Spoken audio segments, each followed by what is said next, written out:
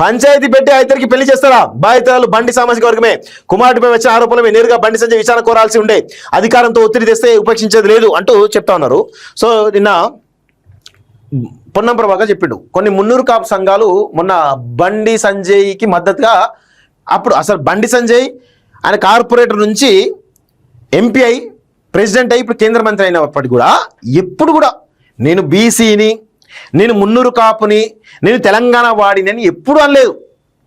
మొన్ననేమో మున్నూరు కాపు సంఘాల నాయకులు press meet పెట్టి బండి సంజయ్ పైన కుట్రలు చేస్తారా అని చెప్పి మాట్లాడుతున్నారు. ఒక విషయం, మున్నూరు కాపు అసలు మీరు నాయకులేనా? మీరు అసలు సంఘాల నాయకులేనా? ఏం మాట్లాడుతున్నారు? ఆ అమ్మాయి ఎవరు? ఆ అమ్మాయి కూడా మున్నూరు కాపు సామాజిక వర్గమే కదా. ఆ అమ్మాయి కూడా మున్నూరు కాపు సామాజిక వర్గమే కదా. ఆయనతో సోయి లేదా మీకు? కనీసం చిత్తశుద్ధి లేదా? ఏం మాట్లాడుతున్నారో నాకు అర్థం కాదు. మీరు మనుషులా? బండి సంజయ్ టార్గెట్ చేయాల్సిన అవసరం ఏముంటుంది రాజకీయ నాయకులకు? ఒక కేంద్ర హోంశాఖ సహాయ మంత్రి కొడుకు ఈ కేసులో ఉన్నాడు అంటే పోలీస్ డిపార్ట్మెంట్ ఎంత ఆచితూచి వ్యవహరించాలి? 7.5 గంటల పాటుగా ఒక పోలీస్ స్టేషన్లో ఒక కేసు, ఇలాంటి కేసు నమోదవుతుందంటే అంత ఈజీగా ఆ SHO పైన వాళ్ళకు చెప్పడు, ఇమీడియట్ కేసు బుక్ చేస్తారు.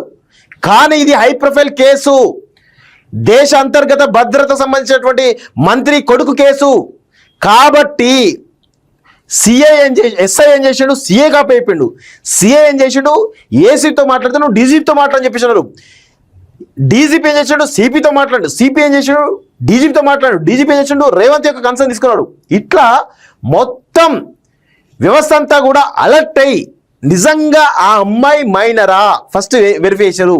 ఆ అమ్మాయి చేసిన ఆరోపణలు ఇచ్చినటువంటి ఎవిడెన్స్ నిజమా కాదా? ఎవరో ఉత్త పేపర్ పట్టుకొని పోతే ఎవ్వరు కేసు పెట్టారు. గుర్తుపెట్టుకోండి, మున్నూరు కాపు సంఘాల నాయకులరా, మీకే చెప్తున్నాను, ఉత్తగా కేసు పెడితే ఎవరు కేసు తీసుకోడు. అది కూడా ఈ హై ప్రొఫైల్ కేసు అసలే తీసుకోరు. రేపు పోలీస్ డిపార్ట్మెంట్ బదనాం అవుతుంది కదా. వాళ్ళు క్లియర్ ఎవిడెన్స్లు ఉన్నాయి కాబట్టి కేసు బుక్ చేయడం జరిగింది. దీనికి 7.5 గంటల సమయం తీసుకున్నారు. 7.5 గంటలు 10 గంటల సమయం తీసుకున్నారు. సో దానిలో నేనేం పోలీస్ డిపార్ట్మెంట్ నిందిస్తలేను. సరే, నేను చెప్పిన ఈ ప్రెజర్ ఉంటుంది కాబట్టి వాళ్ళు కేసు పెట్టాలంటే రేపు ఇబ్బంది అవుతుంది కాబట్టి దాన్ని చాలా మొత్తం కేసు పూర్తిగా అనలైజ్ చేసిన తర్వాతనే కేసు పెట్టడం జరిగింది. అర్థమైంది కదా. సో మరి మున్నూరు కాపు సంఘాల నాయకులు దయచేసి, ఈ సంఘాల నాయకులు ఎవరుతున్నారో, మున్నూరు కాపు ప్రజలు ఎవరుతున్నారో 16 లక్షలు 10 లక్షలు ఉన్నారో మొన్న చెప్పింది కదా రేవంత్ రెడ్డి. ఈ సంఘాల నాయకులను తీసుకొచ్చి నడి బజార్లా బట్టలు ఇప్పి కొట్టాలి. మున్నూరు కాపు మీ బిడ్డే కదా, ఇప్పుడు ఒక ఆడబిడ్డ కదా, మున్నూరు కాపు ఆడబిడ్డకు అన్యాయం జరిగింది కదా, ఆ అమ్మాయిని ఇబ్బంది పెట్టారు కదా, అమ్మాయిని వేధించారు కదా. ఫస్ట్ ఎవరైతే మద్దతు తెలుపుతున్నారో ఆ మున్నూరు కాపు సంఘాల నాయకులు ఎవరి కోసం పనిచేస్తున్నారు? బండి సంజయ్ ఇచ్చేటువంటి చిల్లర కోసం, ఇచ్చే కుక్క బిస్కెట్ల కోసం అలవాటు పడి పనిచేస్తున్నారా? సిగ్గుండాలి కదా కొంచెమేనా? ఏం దుర్మార్గం నాకు అర్థం కాదు. ఇదా మీ కుల సంఘాలు చేసే పని? ఇదా మీ కులానికి సంబంధించిన ఒక అమ్మాయి కేసు పెడితే ఆ కేసు వ్యతిరేకంగా మాట్లాడతారా? దానికి రాజకీయ రంగు పులుముతారా? రాజకీయ రంగు ఏముంటుంది? చాలా స్పష్టమైన ఎవిడెన్స్ ఉన్నాయి కాబట్టి పెట్టారు. మున్నూరు కాపని మాట్లాడుతున్నారు. ఇప్పుడు ఎంత దుర్మార్గం ఇది. కొడుకు కేసుతో బండికే సంబంధం, ఆ కేసుతో మా పార్టీకి సంబంధం లేదు. బీజేపీ రాష్ట్ర అధ్యక్షుడు రామచంద్రరావు ఫస్ట్ ఏమంటాడు? కొడుకు కేసుతో బండికే సంబంధం. రామచంద్రరావు గారు గుర్తుపెట్టుకోండి, ఆ తల్లిదండ్రులు వచ్చి బండి సంజయ్ని కలిసిరు. మీ యొక్క పార్టీ నాయకుడే, మీ పార్టీలో కీలక నాయకుడే మధ్యవర్తిత్వం చేసి చెప్పేసి చాలా స్పష్టంగా ఎవిడెన్స్ ఉన్నాయి కదా. అసలు బండి సంజయ్ ఎందుకు మరి వాళ్ళని పిలిపించి బెదిరించి ఎందుకు పంపిండు? నేను అధ్యక్షుడిగా నన్ను తీసేస్తే నా కోసం 8 మంది చచ్చిపోయారు అని బెదిరించి నా పతారా అట్లుంటే తెలంగాణలో మీరేం చేస్తారు? మీ అమ్మాయి ఎంతమంది తిరిగిందో ఏందో అని చెప్పేసి అవమానించి పంపిండు కదా. బండికి దీనికి సంబంధం ఏం లేదు. ఎందుకు లేదు? బండికి దీనికి సంబంధం ఉన్నది. ఇంకొక నాయకుడు ఎవరుతున్నారో ఆయనకు దీనికి సంబంధం ఉన్నది. గుర్తుపెట్టుకోండి రామచంద్ర, అంత ఈజీగా కాదు. ఇంకా విషయం ఏంది? ఈ కేసుతో మా పార్టీ సంబంధం లేదట. ఎందుకు లేదు?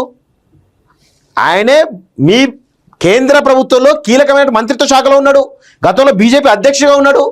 ఆ బండి భగీరథ ఎవరుతున్నారో ఆయన బీజేపీ తరఫున ప్రచారం చేసిండు. కరీంనగర్లో బీజేపీ కండువా వేసుకున్నాడు. మరి బీజేపీ సంబంధం లేదు. ఇట్లా 100కు 100% సంబంధం ఉన్నది. 100కు 100% బీజేపీకి సంబంధం ఉన్నది. దీన్ని మీరు ఇంకా మాకు సంబంధం లేదంటే మీరు ఇంకెక్కడ అవుతారు. ఇమీడియట్గా మీరు చేయాల్సిన పని ఏంది? బండి సంజయ్ని పార్టీ సస్పెండ్ చేయడమా, ఆయన మంత్రి పదవి తీసేయడమా, ఎంపీగా తొలగించడమా, బండి సాయి భగీరథ తీసుకొచ్చేసి అరెస్ట్ చేయించడమా, ఆయన తీసుకొచ్చి పోలీసులు సబ్మిట్ చేయడమా ఏం చేయాలి? మీరు చేయకపోతే, మీరు దీనిలో ఇన్వాల్వ్ కాకపోతే మీరు పెద్ద ఎత్తున డ్యామేజ్ అయ్యేటువంటి అవకాశం ఉంటుంది. ఇది 100% వాస్తవం. ఇది కేంద్ర హోంశాఖ సహాయ మంత్రి బండి సంజయ్ కొడుకు భగీరథ్ను వెంటనే అరెస్ట్ చేయాలని డిమాండ్ చేస్తూ ప్లే కార్డులు పట్టుకొని జగిత్యాల జిల్లా కోర్టుల కొత్త బస్టాండ్ దగ్గర వీళ్ళు పెద్ద ఎత్తున ఫైట్ చేస్తారు. మంచిదే. బండి కొడుకుపై దర్యాప్తు ప్రజాగ్రహంతో దిగొచ్చిన రేవంత్ సర్కారు బండి భగీరథ్ కేసు విచారణకు ప్రత్యేక అధికారిగా కూకట్పల్లి డీజీపీ ఫలించిన బీఆర్ఎస్ ప్రజా సంఘాలు, మీడియా, సోషల్ మీడియా పోరాటం జాప్యంపై డీజీపీ పైనే సీఎం చంద్రు ప్రధాని పర్యటనే కారణమన్న డీజీపీ అంటూ చూస్తాను. సో అంతా నీరుగారే ప్రయత్నమే, నో డౌట్. ఇంకా చూడండి, అసలు ఈ చిత్రం ఏంటంటే నిన్న కేటీఆర్ ఒక ట్వీట్ చేసిండు, నాకు నిజంగా భలే అనిపించింది. కేంద్ర హోంశాఖ మంత్రి హోదాలో ఉండి ఒక కొడుకు పరారులో ఉన్నాడంటే నిజంగా ఎంత దుర్మార్గం చూడండి. ఒకసారి అది చూపిస్తా మీకు, చూడాలి ఒకసారి, అందరూ చూస్తే చాలా విషయాలు తెలుస్తాయి. Is it the first time in the history of our country that the son of a union home minister is absconding, Beti Bachao అంటూ ట్వీట్ చేసిండు. అంటే ఈ దేశ చరిత్రలోనే మొదటిసారి కేంద్ర హోంశాఖ మంత్రి కొడుకు పరారీలో ఉన్నాడు, తప్పించుకొని తిరుగుతున్నాడు, ఇది దేశంలో మొదటిసారి అని చెప్పేసి నిన్న కేటీఆర్ ట్వీట్ చేసిండు. నిజంగానే నాకైతే అది అసలు మామూలుగా అనిపించలే. చాలా చాలా చాలా చాలా ఘోరాతి ఘోరమైనటువంటి పని. విషయం ఏంటంటే హోంమంత్రి బండి సంజయ్, కేంద్ర హోంశాఖ మంత్రి బండి సంజయ్ గారు ఇలా మీరు హోంమంత్రిగా ఉన్నటువంటి మీరే మీ కొడుకును తప్పిస్తే రేపు ప్రజలకు మీరు ఏం సందేశం ఇస్తున్నట్టు? చిత్తశుద్ధి ఉంటే ఇమ్మీడియట్గా తీసుకుపోయి అప్పయిప్పాలి. మీ కంట్రోల్లో ఉంటాడు కదా, వెనకాల నుంచి మొత్తం ఇన్ఫ్లుయెన్స్ అందరూ మేనేజ్ చేపిస్తున్నారు కదా. మీ కొడుకు ఆధ్వర్యంలో జరుగుతున్న ఆపరేషన్ అంతా ఒక్కొక్కరికి ఎవరెవరికి డబ్బు ఇవ్వాలో వాళ్ళతో డబ్బులు ఇచ్చేసి చేపిస్తా ఉన్నారు.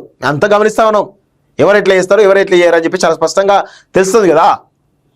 అంటే ఇంత దారుణంగా మీరు ఒక హోంశాఖ, కేంద్ర హోంశాఖ మంత్రి, ఈ దేశ అంతర్గత భద్రత విభాగంలో కీలకంగా ఉన్నటువంటి మంత్రిగా ఉన్నటువంటి మీరు ఈరోజు మీ కొడుకునే తప్పించే ప్రయత్నం చేస్తున్నారు. తిరిగి కనీసం దొరికే పరిస్థితి లేదు అంటే మీరు దేశాన్ని ఏం కాపాడతారు? దేశ అంతర్గత భద్రత ఏం కాపాడతారు?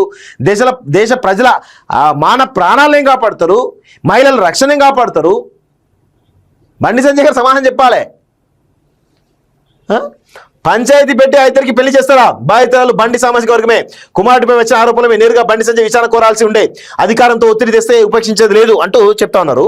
సో నిన్న పొన్నం ప్రభాకర్ చెప్పిండు, కొన్ని మున్నూరు కాపు సంఘాలు మొన్న బండి సంజయ్కి మద్దతుగా, అప్పుడు అసలు బండి సంజయ్ ఆయన కార్పొరేటర్ నుంచి ఎంపీ అయి ప్రెసిడెంట్ అయి ఇప్పుడు కేంద్ర మంత్రి అయినప్పటికీ కూడా ఎప్పుడు కూడా నేను బీసీని, నేను మున్నూరు కాపుని